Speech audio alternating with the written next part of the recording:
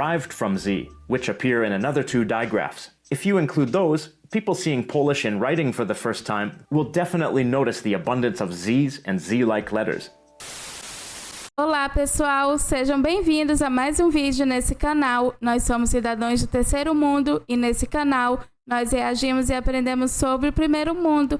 Nesse vídeo nós vamos reagir à língua polonesa. Portanto, aproveite a oportunidade e considere se inscrever no nosso canal, clique no gostei, compartilhe esse vídeo, faça mais sugestões nos comentários. E agora, vamos para a reação.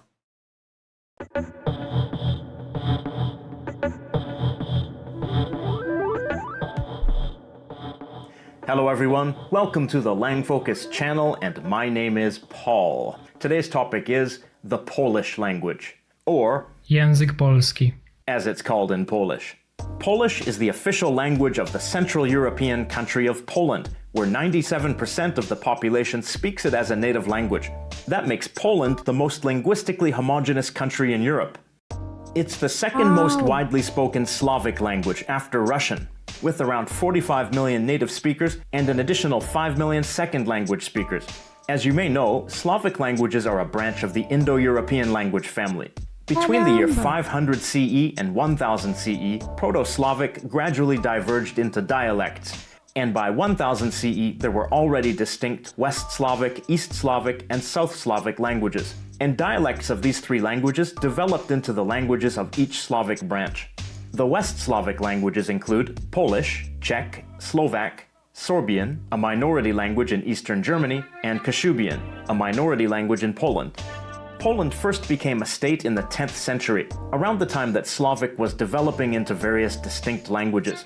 The unification of various Slavic tribes within one Polish state helped tie their dialects together as a single language. The Christianization of Poland took place in the decades following the creation of the Polish state, and along with that came Latin, via the Roman Catholic Church, which became the formal written language and the language of the nobility. Polish continued to be the predominant spoken language among the general population, but Latin certainly had some influence on Polish because of its prestigious position. Uau, eu quero que os nossos inscritos nos ajudem aqui com uma dúvida. Nesse caso, a origem do idioma polonês ao idioma de países próximos ali também tiveram a mesma origem? Pelo que eu entendi, sim. Como, por exemplo, a República Tcheca? Sim, e outros idiomas também. Então acho que eles têm alguma semelhança. Eu realmente não sei, mas eu me pergunto se eles conseguem entender uma ou outra coisa desses outros idiomas, né? Polish was not a written language until the adoption of Christianity and the arrival of Latin. From that point on, vernacular Polish began to be written informally, using the Latin alphabet. The oldest sample of written Polish that we know of is a list of names dating back to the year 1136. The oldest written Polish sentence that we know of dates back to 1270. There are more substantial texts from the 14th century onwards, as Polish became more commonly written. From the beginning, the Latin alphabet was insufficient for writing all the different sounds of Polish, so over time, Polish writers began using a variety of diacritics that have become part of the Polish alphabet and a characteristic part of Polish writing. During the Jagiellonian dynasty, Polish became an official language alongside Latin. Also during this time, cities were founded and administered under a German system of law, known as Magdeburg Law. Due to the influence of this system of law, numerous German words entered Polish. German loanwords in Polish include Ratusz, meaning town council, and burmistrz, meaning mayor. Also, there had always been contact with Germanic speakers, especially in the northwestern areas, all the way back to Proto-Slavic. So there are other Germanic loanwords in Polish that go back a long way.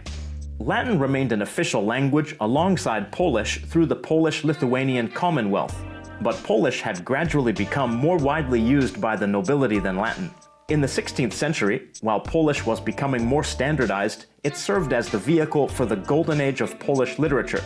It also became the lingua franca throughout much of Central and Eastern Europe, spoken by the ruling classes not only in Lithuania, but also in Ukraine and Belarus, which were mostly part of the Commonwealth at the time. The third official language of the Commonwealth was Ruthenian, which was spoken in the eastern areas and would later develop into Ukrainian and Belarusian dialects. Polish was influenced by Ruthenian to some extent due to contact. Poland was erased from the map between 795 and 1918 after being partitioned between the Russian Empire, Austria, and the Kingdom of Prussia, and later the German Empire, which it was a part of. Polish ceased to be an official language anywhere, and dialectal differences grew in the different occupied parts of Poland. After the First World War, the borders of Europe were redrawn, and an independent Polish state was restored. Lands which were considered historically Polish were taken back from occupying powers, but not all lands. The borders were once... Uau! Devido à influência de outros governos de outros países, parece que houve uma divisão linguística. Realmente eu não tinha ideia disso. Não só a história também do país é complexa. Sim. Eles passaram por muita coisa há muitos séculos atrás. Uau! Once again redrawn after World War II, with the recovered territories being given from Germany to Poland, and the Soviet Union occupying eastern areas and making them part of Belarus and Ukraine. Many Poles were forcibly transferred from those neighboring countries to Poland, transferred being a euphemism for kicked out.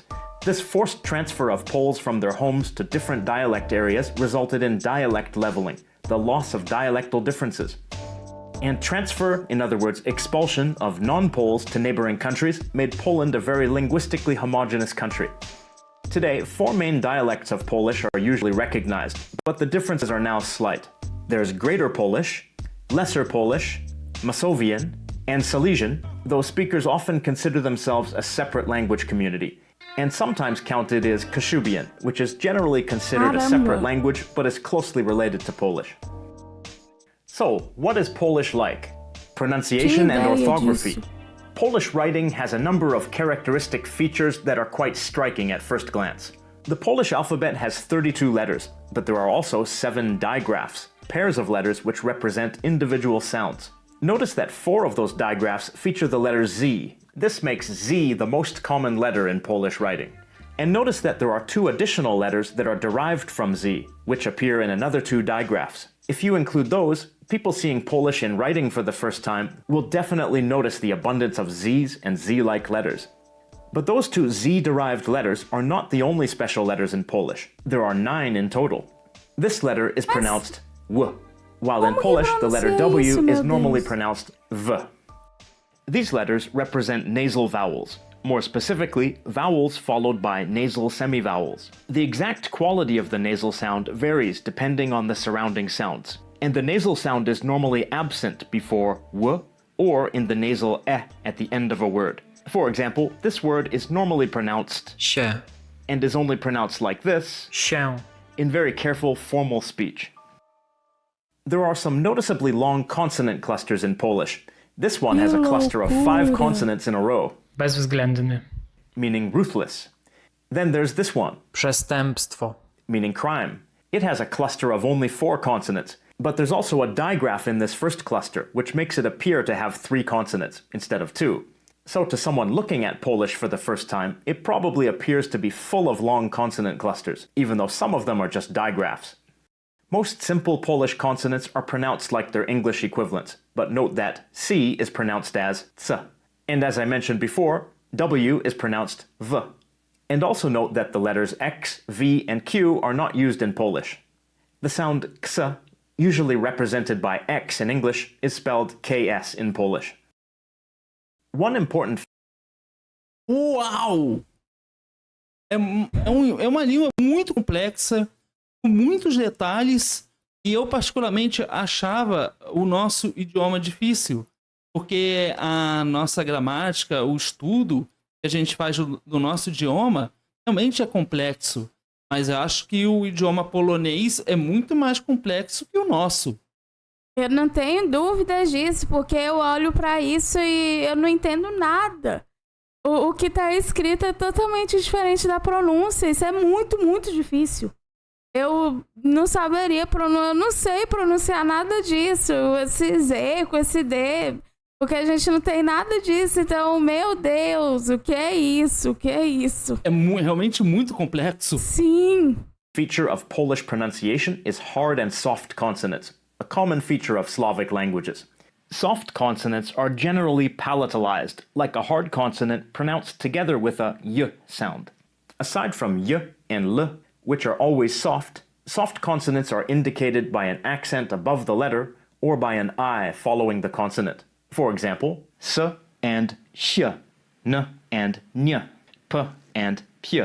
Most of the digraphs we saw before belong to a subset of hard consonants that derive from historically soft consonants. Why do hard and soft consonants matter? Because in Polish, some inflectional suffixes are different depending on whether they are preceded by a hard consonant or a soft consonant. Most consonants, specifically obstruents, stops, affricates, and fricatives, when they appear in consonant clusters, must all be voiced or voiceless. This results in voiced obstruents becoming voiceless when they come before or after a voiceless consonant. For example, Kwiat. Łódka. this also happens at the ends of words, this word meaning car, Samochód. and this word meaning doctor.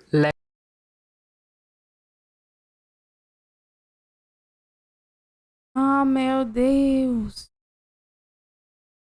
Então, significa que algumas coisas não são pronunciadas. Uau! Isso é mais difícil ainda, porque eu acho que no nosso idioma não tem isso. Então, nossa. Realmente, a gente está recebendo aqui um excesso de informações. É claro que a gente teria que dedicar muito mais tempo para compreender um pouco melhor o que está sendo dito. Mas realmente é algo surpreendente. Lekarz. This type of devoicing is one of the main things that keeps Polish from being a fully phonetic language. In other words, a language in which one grapheme equals one sound. Another thing is that the distinction between a few sounds has been lost, so that now these letters are pronounced the same. Ż, H, U. Grammar.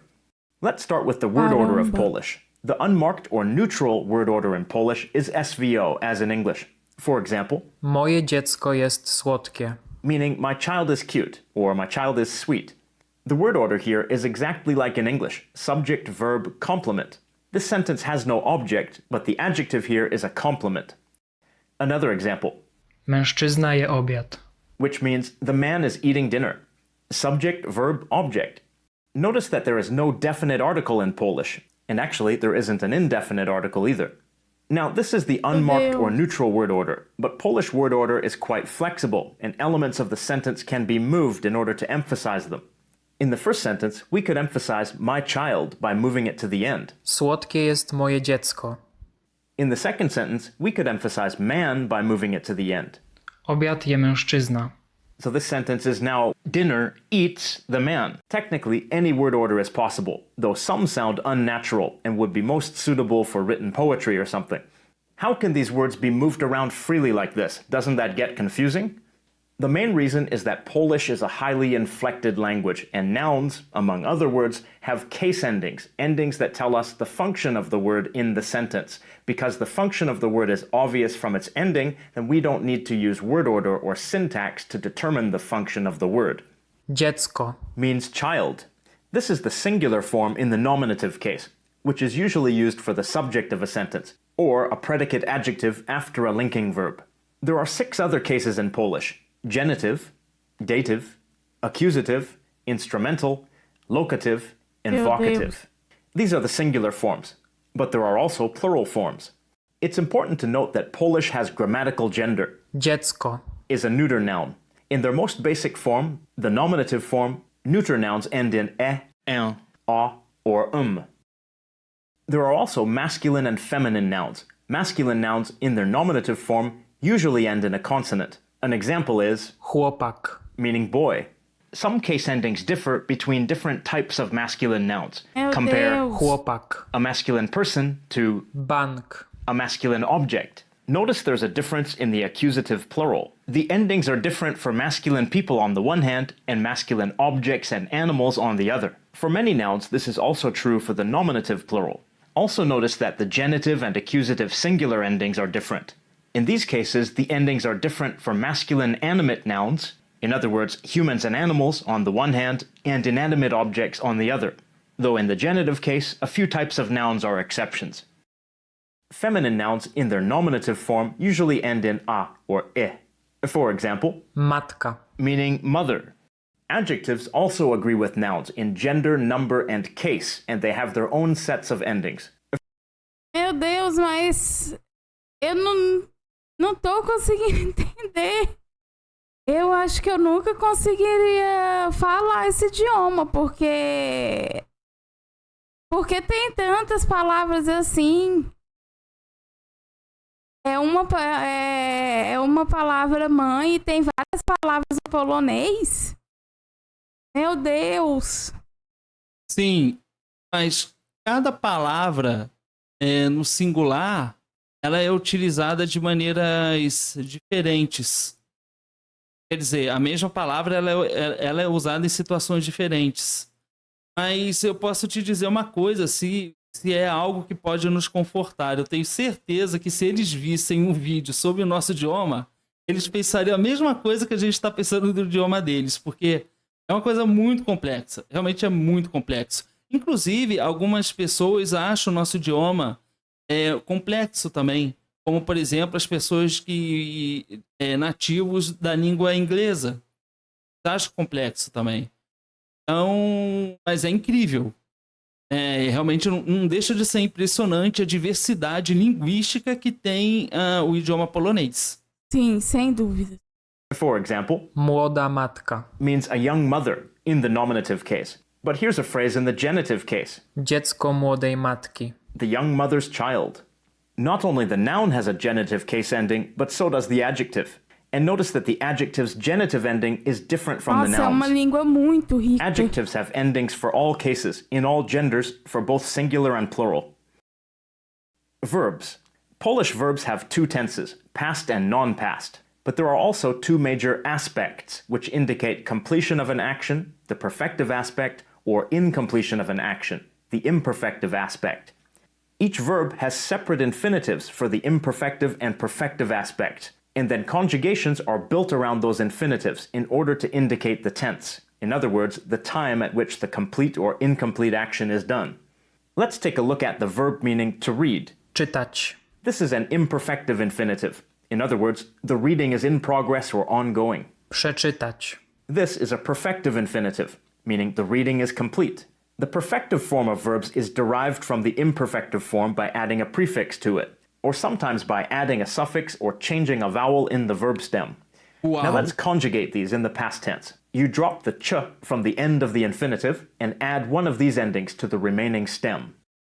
For example, Ja czytałem. means I was reading. In other words, the reading was ongoing at a certain point in the past. Ja przeczytałem. Means I read. In other words, I completed the action of reading within a certain time period in the past. By the way, please note that Polish is a pro-drop language, meaning that the subject pronoun can often be left out.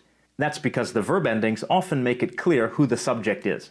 But something to note is how the verbs are conjugated for gender in the past tense. In the first and second person singular, there are masculine and feminine forms. The third person singular also has a neuter form. For the plural forms, the distinction is between masculine personal endings, in other words for people, and all the others. A masculine inanimate object or animal will be conjugated the same as for feminine or neuter nouns. So while a man would say, Ja czytałem. a woman would say, Ja Meu czytałam. Deus, caramba. and if you're talking to a man, you would say, Ty czytałeś. but if you're talking to a woman, you would say. Ty czytałaś. Speakers of other Slavic languages won't see anything strange about this, but speakers of Germanic and Romance languages might need to get used to this. Sim, foi mais ou menos a observação que eu fiz aqui. É um pouco difícil para pessoas de outros idiomas. O nosso idioma é o latim. E é muito curioso que a gente tenha isso em comum com os poloneses, que por um breve período se tentou utilizar o latim lá. É verdade, eu estou impressionada porque é muito, muito difícil. Realmente é um idioma muito difícil, mas ao mesmo tempo é um idioma muito rico, como você falou, porque é uma diversidade enorme. Então, realmente é fascinante, mas eu não vou mentir, isso é complexo demais. Now let's take a look at the non-past conjugations. Non-past? What do you mean by non-past? Is it present or future? Well, that depends on whether it's imperfective or perfective. For an imperfective verb like Czytać. the non-past conjugation has present tense meaning. For a perfective verb like Przeczytać. the non-past conjugation has future tense meaning. Ona czyta książkę. This means she's reading a book, while this sentence Ona przeczyta książkę. means she will read a book. Unlike the past tense conjugations, the non-past conjugations don't have any gender distinctions. The tricky thing about the non-past conjugation is that there isn't just one of them. There are actually 4 different conjugations, with virtually all verbs following one of them. Uau. Conjugation 1 and conjugation 4 are characterized by an E vowel in the third person singular form. Conjugation 2 by an I vowel in the third person singular form, and conjugation 3 by an A vowel in the third person singular. The perfective non-past form is sometimes referred to as the simple future. There's another compound future tense that expresses the imperfective future. In other words, an action that is ongoing or repeating in the future. Ona będzie czytać książkę. This sentence means she will be reading a book. It's formed by using the future tense of Być. the word meaning to be, followed by the imperfective infinitive. Być. Is an irregular verb, using a different verb stem in the past, present, and future forms. Here's an example in the present tense. Nie jestem Polakiem. This means I'm not Polish. And as a quick side note, here we see how Polish negation works. You simply place the negation particle nie before the verb. Now that we've examined some of the major features of Polish, let's take a look at a few more sentences and see what we find. This sentence means, my father reads 2 books every day. Mój ojciec codziennie czyta 2 książki. Word for word, it's, my father, every day, read 2 books. First off, we see a possessive adjective before the noun meaning father. Possessive adjectives in Polish are inflected for the gender and number of the noun. Here the word Ojciec. meaning father is masculine and singular. So the possessive is in its masculine singular form. And ojciec is in the nominative case. Next Codziennie. is an adverb meaning every day. The word for day is. Dzień. Next, we see the third person masculine singular present tense form of the verb. Next, we see the number, 2. which means 2. Numbers 1 to 4 in Polish have different forms depending on the case and gender of the noun they are referring to. 2. Is feminine and is used for nominative and accusative case. Here it's the accusative. The number is feminine because the word for book is feminine. Książki. Is the plural form used for nominative and accusative cases, and here it's the accusative. A moment ago I mentioned that numbers 1 to 4 have different numerous forms.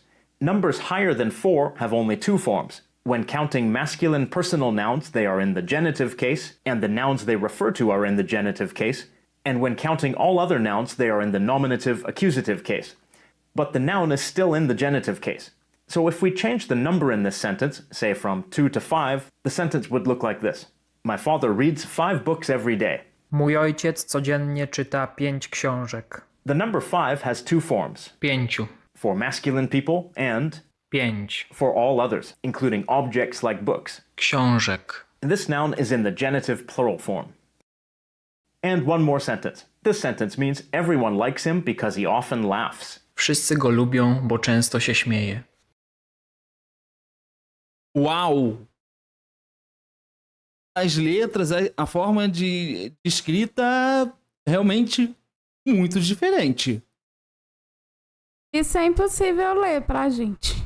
Acho que 2 palavras ou 3 aí dá pra ler, mas o resto é impronunciável. Eu fico imaginando a forma de falar isso conectando as palavras. Realmente deve ser uma coisa muito difícil de se aprender, mas não deixa de ser algo realmente muito interessante. A gente consegue perceber ali em cima a frase e embaixo a escrita em polonês. Realmente é muito, muito diferente. E é muito diferente e eu acho muito interessante porque a gente tá vendo muitas coisas sobre a gramática, mas quando você ouve a pronúncia também é muito complexo. Tudo é muito complexo e muito difícil aqui. Realmente é um idioma muito difícil. Você tem que ter muita dedicação para aprender.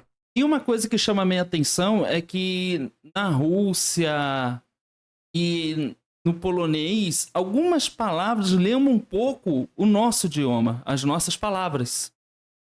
Então, eu não sei exatamente o porquê disso. Eu não sei se tem a ver pelo fato de, por exemplo, na Polônia, a gente vê aqui que eles tiveram uma certa influência do latim. Não sei se isso realmente faz sentido no que eu estou falando, mas eu tenho a impressão de que algumas palavras se parecem um pouco com a nossa.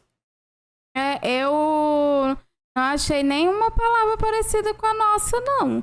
Mas no russo eu já ouvi algumas palavras e achei parecido, mas aqui eu tô achando tudo muito diferente. Word for word, it's everyone, him, they like, because, often, reflexive pronoun, laughs. First we see the pronoun meaning everyone.